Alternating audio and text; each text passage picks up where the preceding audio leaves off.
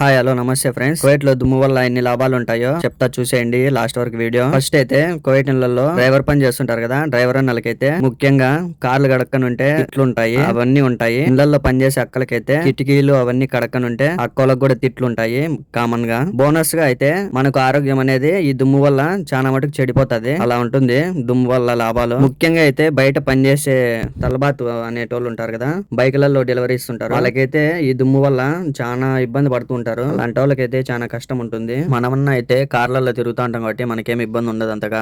వాళ్ళకైతే చాలా డేంజర్, కార్ల వాళ్ళకి కూడా డేంజరే. ఈ దుమ్ము వల్ల అయితే బండి ముందు పక్క ఉండేది కూడా కనపడదు, అలా వస్తుంది దుమ్ము. కువైట్ లో అలా ఉంటుంది, ఏం చేస్తాము. మీరు కూడా కువైట్ లో పని చేస్తుంటే ఈ దుమ్ము వల్ల ఏమేం లాభాలు పొందినారో కామెంట్ లో కామెంట్ చేసి, మన వీడియో నచ్చినట్టయితే లైక్ చేసి సబ్స్క్రైబ్ చేయండి మన ఛానల్ ని. ఏదైనా మన ఆరోగ్యం మన చేతిలోనే ఉంటుంది, మనం కూడా కొంచెం జాగ్రత్త పాటించాలి. ఎందుకంటే ఇంటికి వేలోపు మన ఆరోగ్యం ఖచ్చితంగా ఈ బయట దేశంలో పనిచేసే వాళ్ళము ఖచ్చితంగా మన బాడీ పట్లలో ఏదో ఒకటి ఇబ్బంది ఉంటుంది. కొంతమంది అయితే 20 ఏళ్ళు 30 ఏళ్ళు పని చేసి ఇండ్లకు పోతారు, వాళ్ళకైతే అన్నానికి కూడా గతి ఉండదు. ఏం చేస్తాము, ఇంటికి అంత డబ్బులు పంపించుంటారు.